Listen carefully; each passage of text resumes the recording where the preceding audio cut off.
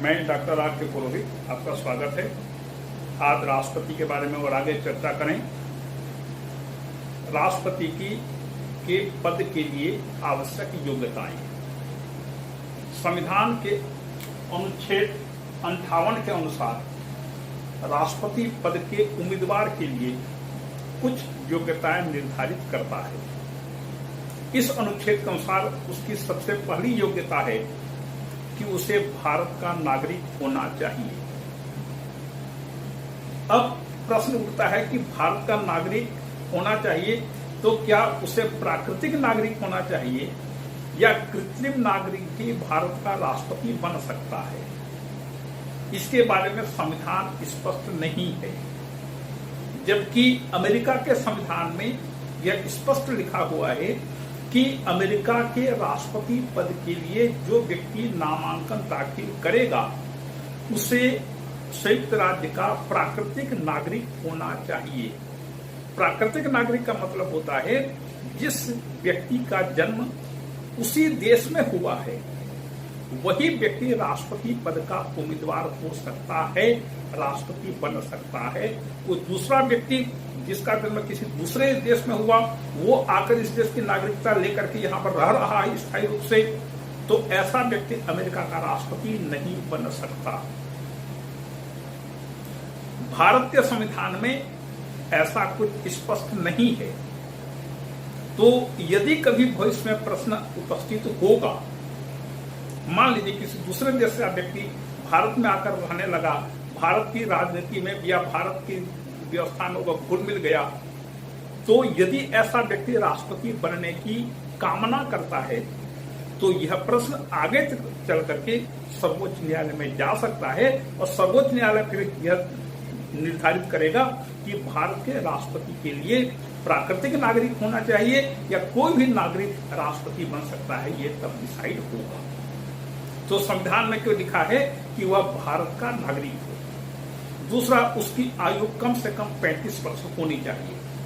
35 वर्ष की आयु क्यों रखी गई है? इसलिए कि 35 वर्ष की आयु तक पहुंचते पहुंचते व्यक्ति मानसिक दृष्टि से परिपक्व हो जाता है, उसमें फिर बचपना नहीं होता। वह किसी चीज को गंभीरता से गहन चिंतन मनन करके कार्य करता है, उसके बातों में कार्यों में एक परिपक्वता दिखती है। इसलिए राष्ट्रपति पद के लिए 35 वर्ष की आयु निश्चित की गई है। तीसरा है उसमें लोकसभा की सदस्यता प्राप्त करने की योग्यता हो। लोकसभा की सदस्यता की योग्यता रखने वाला व्यक्ति राष्ट्रपति पद के लिए निर्वाचित हो सकता है। इसमें विशेष रूप से कोई ज्यादा बात नहीं कही गई संविधान में। 1951 के जन प्रतिनिधित्व अधिनियम के अंतर्गत कुछ बातें हैं, उसके अनुसार कोई व्यक्ति लोकसभा की सदस्यता के लिए योग्य होता है। वैसे भी हमारे देश में कोई भी व्यक्ति चुनाव लड़ सकता है यदि वह भारत का नागरिक है, निश्चित आयु को पूरा करता है और किसी लाभ के पद पर न हो। यहाँ तक कि भारत में तो लोग जेल के अंदर बैठा व्यक्ति भी चुनाव लड़ता है और कई बार जीतता भी रहा है। और आगे है किसी लाभ के पद पर नहीं होना चाहिए। लाभ के पद का मतलब है किसी सरकारी नौकरी में नहीं होना चाहिए, स्पष्ट बात है। लेकिन इसमें कोई सांसद, कोई विधायक या मंत्री अथवा राज्यपाल या उपराष्ट्रपति, इसको सम्मिलित नहीं किया गया है। ये राष्ट्रपति पद की न्यूनतम योग्यताएं। लेकिन आगे चल करके राष्ट्रपति के पद की कुछ शर्तें निर्धारित करता है हमारा संविधान, और यह इन शर्तों का उल्लेख संविधान के 59वें अनुच्छेद में किया गया है। ये शर्तें कौन कौन सी है? पहला है कोई भी व्यक्ति जो राष्ट्रपति पद के लिए निर्वाचित हो रहा है या नामांकन दाखिल कर रहा है, यदि वह उस पद पर निर्वाचित हो जाता है, राष्ट्रपति निर्वाचित हो जाता है, तो संसद में अथवा विधानसभा में अथवा राज्यपाल के पद पर उसकी सीट पद ग्रहण करने की तिथि से समाप्त मानी जाएगी। मान लीजिए कोई सांसद राष्ट्रपति का चुनाव जीत गया, तो जिस दिन वह शपथ लेगा राष्ट्रपति के पद की, उस तिथि से लोकसभा की वह सीट रिक्त मानी जाएगी। वह दोनों जगह एक साथ नहीं बैठ सकता। दूसरा है, वह पद पर रहते हुए किसी अन्य लाभ के पद पर, अन्य किसी लाभ के पद को संभाल नहीं सकता। लाभ का पद केवल जो राष्ट्रपति के पद पर है वह उसी पद पर रहेगा, किसी दूसरे लाभ के पद पर नहीं रह सकता। तीसरी शर्त है कि उसको निवास के लिए राष्ट्रपति भवन मिलता है। राष्ट्रपति भवन भारत में गनीमत है कि एक राष्ट्रपति के लिए हमने एक राष्ट्रपति भवन बना हुआ है और प्रत्येक राष्ट्रपति उसी भवन में जाकर के निवास करते हैं। अन्यथा भारत में तो किसी भी प्रधानमंत्री का, मंत्रियों का घर निश्चित नहीं है। शासन अपनी उपलब्धता के आधार पर भवन आवंटित किया करता है। तो भारत में, दिल्ली में भवनों की बहुत मारामारी है और जैसे पंडित नेहरू त्रिमूर्ति भवन में रहा करते थे, उनकी मृत्यु के बाद त्रिमूर्ति भवन को एक स्मारक बना दिया गया। इसी प्रकार से लाल बहादुर शास्त्री थे, उनकी मृत्यु चूंकि अचानक हुई थी, इसलिए उनकी मृत्यु के बाद उनके आवंटित भवन को एक स्मारक भवन बना दिया गया। तो भारत में, और श्रीमती गांधी की हत्या हुई तो उनके निवास, वो जहां पर निवास करती थी, उसको भी एक स्मारक का दर्जा दे दिया गया। इस प्रकार से भारत में अभी तक प्रधानमंत्री के भवन का निर्धारण नहीं हो सका है। जबकि इंग्लैंड में सर रॉबर्ट वालपॉल जब पहला प्रधानमंत्री बना था, फर्स्ट मिनिस्टर बना था, तब उसने 10 डाउनिंग स्ट्रीट को अपना निवास और कार्यालय तय किया था। और वही भवन 10 डाउनिंग स्ट्रीट का 10 नंबर का बंगला अभी भी आज की तारीख में भी प्रधानमंत्री का निवास है और वही उसका कार्यालय है। तो उसे निवास, भारत में राष्ट्रपति को मुफ्त या निःशुल्क निवास की व्यवस्था है। उसको वेतन और भत्ते दिए जाते हैं और वेतन भत्ता तय करने का अधिकार संसद को है। और इसमें यह प्रतिबंध है कि राष्ट्रपति के कार्यकाल में उसके वेतन और भत्तों में कटौती नहीं की जा सकती। यहां पर एक उल्लेखनीय बात है, मैं आपको 2 घटनाएं बता रहा हूं, एक राष्ट्रपति के बारे में, दूसरा एक राज्य के मुख्यमंत्री के बारे में। जब नीलम संजीवा रेड्डी 1977 में राष्ट्रपति बने तो उन्होंने कहा कि राष्ट्रपति भवन बहुत बड़ा है, वो 350 एकड़ में फैला हुआ है, 350 एकड़, और उसमें 340 कमरे हैं। एक से बढ़कर एक कमरे राष्ट्रपति के स्तर के कमरे बने हैं, सजाए गए हैं, बहुत स्टैंडर्ड। उसके मेंटेनेंस पर प्रतिदिन लगभग 10 से 15 लाख रुपए एक दिन में व्यय होता है उसके मेंटेनेंस पर। तो नीलम संजीवा रेड्डी ने 1977 में यह कहा कि वह राष्ट्रपति भवन में नहीं रहेंगे और वे एक छोटा सा बंगला ले लेंगे। बाद में नौकरशाहों ने इसके बारे में तिकड़म भिड़ाया। यदि राष्ट्रपति एक छोटे से बंगले में रहेंगे तो प्रधानमंत्री का बंगला उससे छोटा होना चाहिए, मंत्रियों का बंगला उससे छोटा होना चाहिए, अधिकारियों के बंगले और छोटे होने चाहिए। तो उन्होंने यह तर्क दिया कि ठीक है महामहिम, आप छोटे से बंगले में रहना चाहेंगे, ठीक है, व्यवस्था हो जाएगी, लेकिन राष्ट्रपति भवन को हम निर्जन तो नहीं छोड़ सकते, उसका मेंटेन तो करना ही पड़ेगा, मेंटेनेंस तो करना पड़ेगा। मेंटेनेंस करने के लिए प्रति माह प्रतिदिन खर्चा तो करना पड़ेगा। तो अल्टीमेटली ऐसा होगा कि यदि आप राष्ट्रपति भवन में रहेंगे तो जितना खर्चा होगा उससे अधिक खर्चा तब हो जाएगा जब आप एक छोटे से बंगले में जाकर रहेंगे। तो बेहतर यह है कि आप राष्ट्रपति भवन में ही निवास करें। तो आखिरकार नीलम संजीवा रेड्डी को यह विचार छोड़ना पड़ा और राष्ट्रपति भवन में जाकर उन्होंने 5 वर्ष तक निवास किया। अब एक और उदाहरण लीजिए, बिल्कुल लेटेस्ट उदाहरण दे रहा हूं। जब दिल्ली के मुख्यमंत्री अरविंद केजरीवाल ने मुख्यमंत्री के पद की शपथ ली तो उन्होंने कहा था कि वे बिल्कुल छोटा सा मकान लेंगे और वहीं पर ही सब काम करेंगे और कोई परेशानी हम निवास के मामले में हम कुछ ज्यादा नहीं करेंगे, ज्यादा ढकोसला, ज्यादा दिखावा, बहुत बड़ा बंगला, सभी प्रकार की सुविधा बिल्कुल नहीं करेंगे। लेकिन अभी इसके बारे में पता चला है कि अरविंद केजरीवाल ने अपने आवास को रिनोवेट करने के लिए 45 करोड़ रुपए खर्च किए हैं। रिनोवेशन में, पुनर्निर्माण में 44 करोड़ 78 लाख रुपए उन्होंने व्यय किया है। सोचिए, जनधन, जनता के टैक्स से प्राप्त राशि का दुरुपयोग हमारे देश में किस प्रकार से राजनीतिक नेता करते हैं, यह इसका बिल्कुल प्रत्यक्ष उदाहरण है। जो व्यक्ति ने पहली बार कहा था कि हम छोटे से बंगले में रह जाएंगे, आज वही व्यक्ति सत्ता के मद में अपने बंगले के रिनोवेशन में 45 करोड़ रुपया खर्च कर रहा है। वस्तुतः ये जो सत्ता का सुख है, एक बार यदि किसी को लग गया तो वह जीवन भर छोड़ नहीं सकता। कहा जाता है कि मनुष्य का खून बहुत मीठा होता है। यदि सिंह या शेर को मनुष्य के खून का स्वाद लग गया तो वह शेर आदमखोर हो जाता है, फिर वह किसी दूसरे जानवर का शिकार नहीं करता, केवल मनुष्यों का शिकार करता है। इसी प्रकार से देश में जो परंपरा अंग्रेज अधिकारियों ने छोड़ी थी, उसी परंपरा के अधीन रहते हुए हमारे देश के नेता एक बार यदि सत्ता का स्वाद चख लेते हैं तो भले ही उनका एक पैर कब्रिस्तान में, कब्रगाह में लटका हुआ हो, फिर भी वे सत्ता का मोह नहीं छोड़ सकते।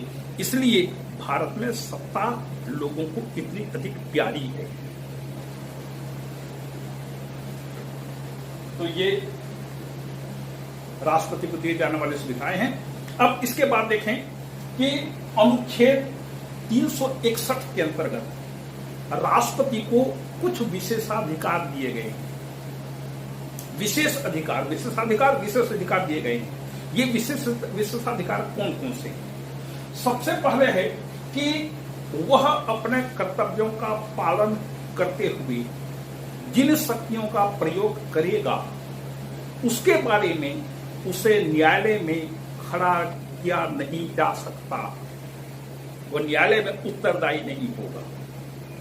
ये बहुत बड़ा प्रोटेक्शन है हमारे देश के पदाधिकारियों के लिए। इसी प्रकार से जैसे अभी मैंने अरविंद केजरीवाल का उदाहरण दिया, 45 करोड़ रुपए जो उन्होंने खर्च किया, इसके बारे में आप न्यायपालिका में उसके विरुद्ध मुकदमा दायर नहीं कर सकते। हाँ, इस चीज की जांच कर सकते हैं कि भ्रष्टाचार हुआ है, लेकिन इसके लिए आप न्यायालय में मुकदमा दायर नहीं कर सकते कि उन्होंने जनधन का दुरुपयोग किया, तो उसके विरुद्ध कोई दंडिक कार्रवाई नहीं की जा सकती। अपने शक्तियों का उपयोग कर रहा है, अपने शक्तियों का प्रयोग कर रहा है, शक्तियों का प्रयोग करते हुए यदि कोई भी काम करता है तो उसको न्यायालय में उसको जवाब देना नहीं पड़ता। लेकिन यदि किसी राष्ट्रपति को महाभियोग के द्वारा पद से हटाए जाने का प्रस्ताव विचाराधीन है तो संसद न्यायिक जांच का आदेश दे सकती है, और जब राष्ट्रपति के विरुद्ध महाभियोग प्रस्ताव लंबित है, विचाराधीन है, तब राष्ट्रपति के कार्यों की जांच की जा सकती है, अन्यथा नहीं।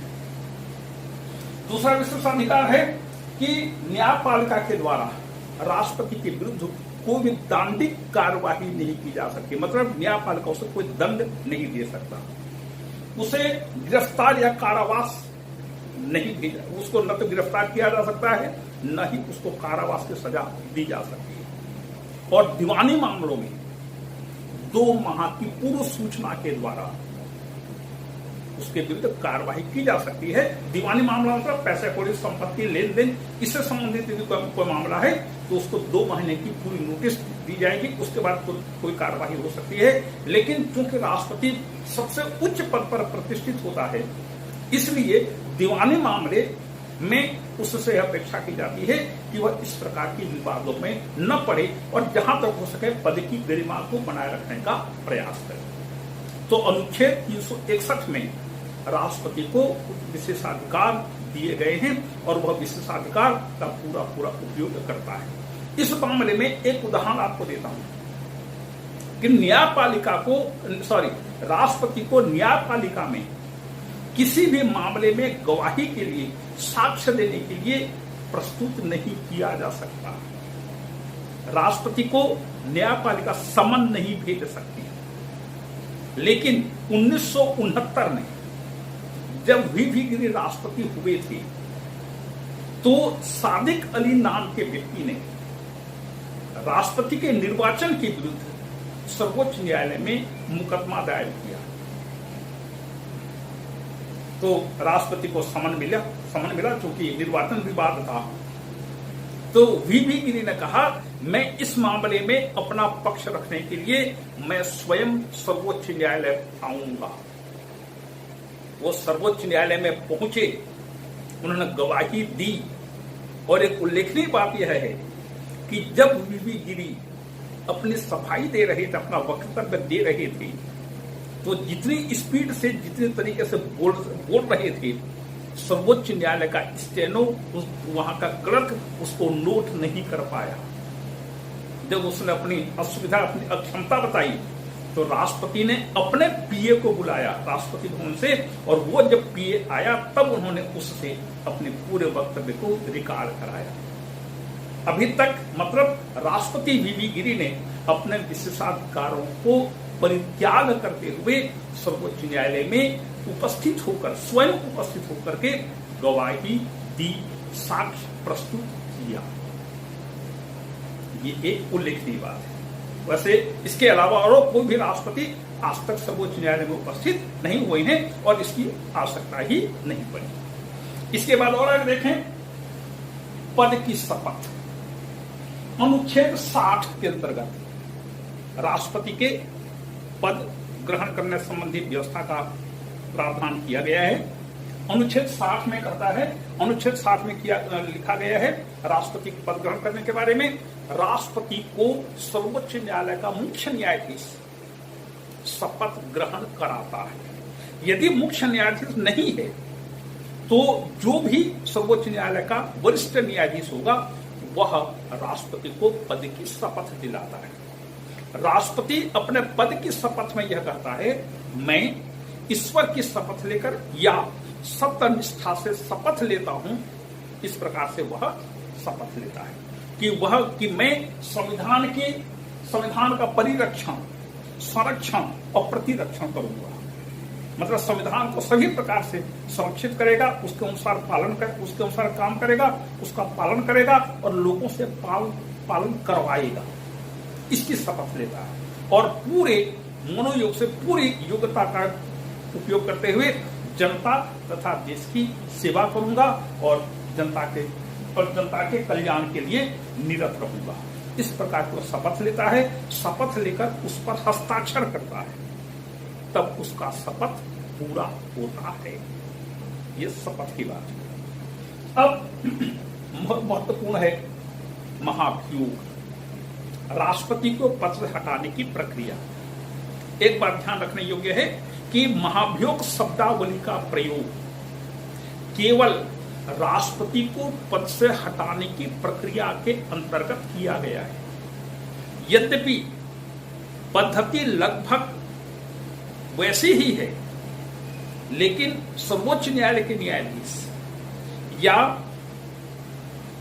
सीएजी नियंत्रक महालेखा परीक्षक या निर्वाचन आयुक्त, इनके लिए पद्धति लगभग वही है, लेकिन इनके लिए महाभियोग शब्द का प्रयोग नहीं किया गया है।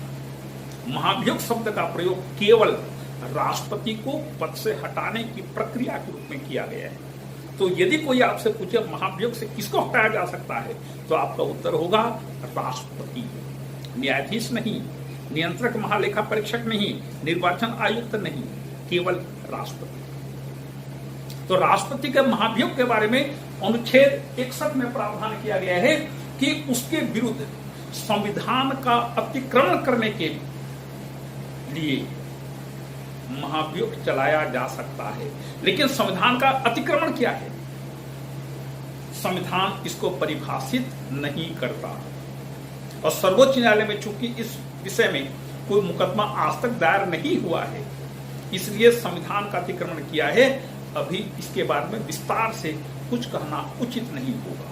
लेकिन संविधान का अतिक्रमण का मतलब हुआ संवैधानिक प्रावधान जो हैं, यदि राष्ट्रपति उनका उल्लंघन करता है तो एक छोटा सा उदाहरण, जैसे मंत्री परिषद के अनुसार राष्ट्रपति को काम करना पड़ेगा, लिखा हुआ है संविधान में। तो यदि राष्ट्रपति मंत्री परिषद से कोई परामर्श प्राप्त करता है तो राष्ट्रपति उसको पुनर्विचार के लिए बोल सकता है, और मंत्री परिषद या प्रधानमंत्री पुनर्विचार के बाद जो परामर्श देंगे राष्ट्रपति उसके अनुसार काम करने के लिए बाध्य है।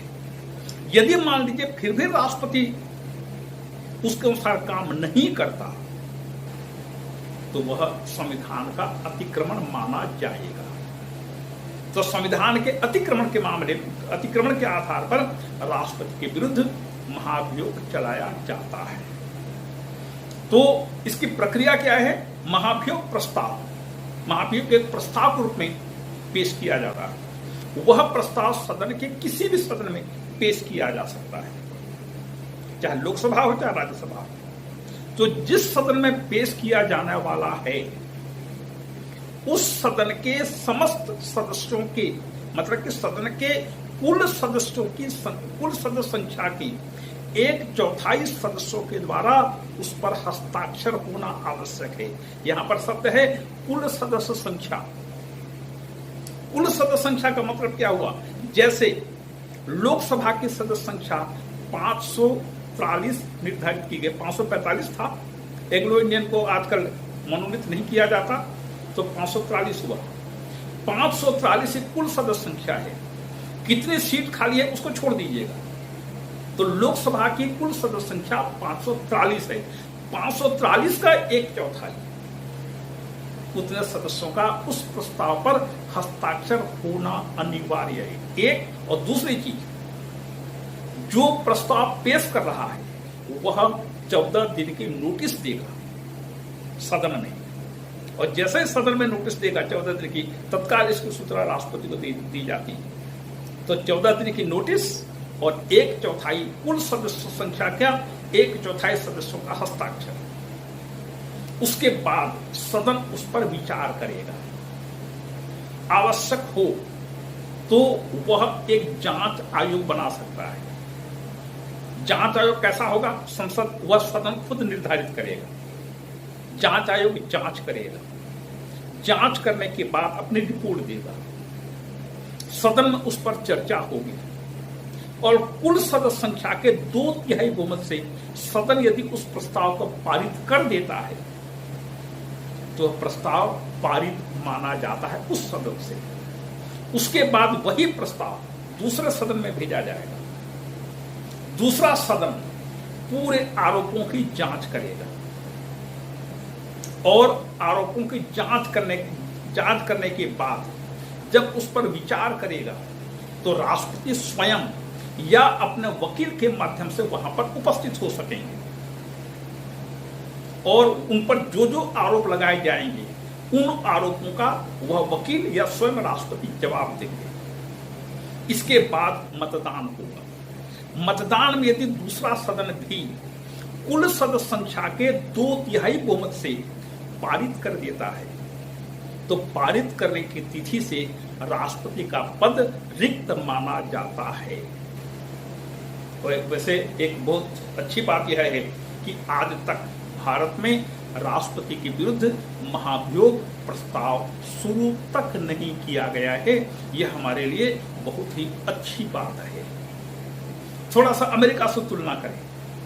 अमेरिका में राष्ट्रपति के विरुद्ध भी महाभियोग लगाने की प्रक्रिया है, लेकिन अमेरिका में रिश्वतखोरी, संविधान का उल्लंघन तो है ही, रिश्वतखोरी, भ्रष्टाचार, कदाचार, इस आधार पर भी राष्ट्रपति के विरुद्ध महाभियोग चलाया जा सकता है।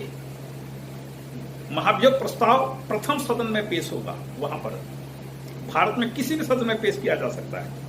तो अमेरिका में प्रथम सदन से शुरू होगा, प्रथम सदन उसको पास करेगा 2/3 बहुमत से, उसके बाद दूसरे सदन में भेजा जाएगा, दूसरा सदन पूरी जांच करेगा, जांच करने के बाद जब विचार करेगा दूसरा सदन, तो राष्ट्रपति स्वयं या अपने वकील के माध्यम से वहां पर अपने ऊपर लगाए गए आरोपों का जवाब देगा। और उस समय सीनेट की अध्यक्षता, अमेरिका का दूसरा सदन सीनेट की अध्यक्षता सर्वोच्च न्यायालय का मुख्य न्यायाधीश करता है। और तब आखिर में फिर मतदान होगा। यदि मतदान में सीनेट 2/3 बहुमत से प्रस्ताव पारित कर देता है तो राष्ट्रपति को पद से हटना पड़ता है। और अमेरिका में भी आज तक किसी भी राष्ट्रपति के विरुद्ध महाभियोग प्रस्ताव पेश तो हुआ है, लेकिन आज तक कोई भी राष्ट्रपति महाभियोग से पदच्युत नहीं किया गया है। ये महाभियोग के बारे में प्रमुख बात है। अब अनुच्छेद 62 में यह व्यवस्था है कि पद रिक्त होने पर, यदि मान लीजिए राष्ट्रपति का पद रिक्त हो जाता है, यदि वह त्याग पत्र दे देता है अथवा वह उसकी मृत्यु हो जाती है या किसी कारण से वह पद में काम नहीं करता, यदि पद रिक्त हो गया तो 6 महीने के अंदर नए राष्ट्रपति का चुनाव होगा। और इस अवधि में जैसे राष्ट्रपति ने ऐसा त्याग पत्र दिया या उसकी मृत्यु हुई, तत्काल उपराष्ट्रपति राष्ट्रपति पद की शपथ ले लेता है और वह नए राष्ट्रपति के आते तक कार्यकारी राष्ट्रपति के रूप में काम करता है। वैसे भारत में कार्यकारी राष्ट्रपति शब्द का प्रयोग नहीं किया गया है, लेकिन चूंकि वह नए राष्ट्रपति के आते तक काम कर रहा है, इसलिए हम बोलचाल की भाषा में, सामान्य भाषा में एक्टिंग प्रेसिडेंट या कार्यकारी राष्ट्रपति के रूप में उसको संबोधित करते हैं। और वह राष्ट्रपति के रूप में ही वह अपने राष्ट्रपति के समस्त दायित्वों का, शक्तियों का, कार्यों का, विशेषाधिकारों का वह उपयोग कर सकता है।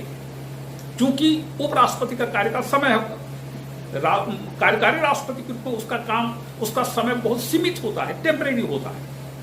इसलिए हम बोलचाल के भाषा में कार्यकारी राष्ट्रपति बोलते हैं, लेकिन संविधान कार्यकारी राष्ट्रपति शब्दावली का प्रयोग नहीं करता। तो 6 महीने के अंदर नए राष्ट्रपति का चुनाव हो जाता है और नया राष्ट्रपति फिर पद ग्रहण कर लेता है। इसके बाद अनुच्छेद 71 यदि मान लीजिए राष्ट्रपति के निर्वाचन के विरुद्ध कोई मामला सर्वोच्च न्यायालय में पेश किया गया, राष्ट्रपति निर्वाचन से संबंधित समस्त विवाद सर्वोच्च न्यायालय में ही पेश किए जा सकते हैं। मान लीजिए सर्वोच्च न्यायालय में किसी राष्ट्रपति के निर्वाचन के विरुद्ध कोई मुकदमा पेश किया गया, स्वाभाविक सर्वोच्च न्यायालय के निर्णय आने में विलंब होता है।